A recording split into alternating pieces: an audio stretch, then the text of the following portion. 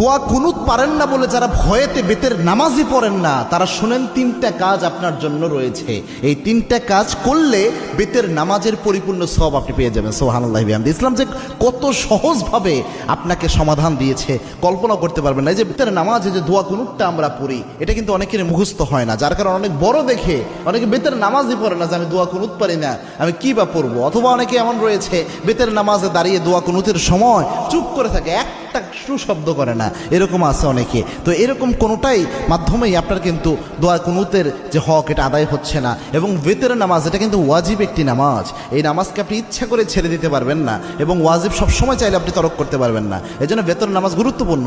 এবং কি আল্লাহর হাবিব সাল্লাল্লাহু আলাইহি ওয়াসাল্লাম বলতেন, ইন্নাল্লাহা বিতরুন ইউহিব্বুল বিতরা, আল্লাহ রাব্বুল আলামিন নিজে বেজরকে আল্লাহ রাব্বুল আলামিন নিজে ভালোবাসেন। সুবহানাল্লাহ। এবং আল্লাহর হাবিব সাল্লাল্লাহু আলাইহি ওয়াসাল্লাম সফর অবস্থায়ও প্রায় সময় চেষ্টা করতেন বেতের নামাজ যেন ছুটে না যায়। আল্লাহু আকবার। এই জন্য বেতের নামাজ মা বোন যারা রয়েছেন, বিশেষ করে আমার যুবক বাবা ভাইয়েরা যারা রয়েছেন এবং আমার বাবাজিরা যারা রয়েছেন, বেতের নামাজে আপনি দোয়া কুনুত পারছেন না, আপনি কি করবেন?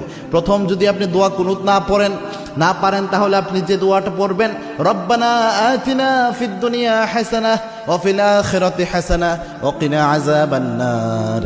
এই যে আয়াতের একটা অংশ, একটা দোয়া আল্লাহ রাব্বুল আলামিন দিয়েছেন, এই দোয়াটা আপনি প্রথম পড়ার চেষ্টা করবেন। বেতের যে সময়টা এই দোয়া পড়বেন, রব্বানা আতিনা ফিদ দুনিয়া হাসানাহ ওয়া ফিল আখিরাতি হাসানাহ ওয়া কিনা আযাবান নার। এটা পারলেন না ধরেন আপনি, তখন আপনি কি পড়বেন? আল্লাহুম্মা গফিরলি, আল্লাহুম্মা গফিরলি, আল্লাহুম্মা গফিরলি। এটা বারবার আপনি পড়তে থাকবেন, তাহলেও দেখবেন ইনশাআল্লাহ বেতরের হক আদায় হবে। 3 নাম্বার হচ্ছে আপনি পড়বেন আস্তাগফিরুল্লাহ, আস্তাগফিরুল্লাহ, আস্তাগফিরুল্লাহ। এই 3টার যে কোনো একটা যদি আপনি পড়েন, আশা করা যায় ইনশাআল্লাহ বেতরের হক সাময়িকভাবে আদায় হবে। তবে এটা এই সময় পর্যন্ত, যতদিন পর্যন্ত আপনার মুখস্থ না হয়।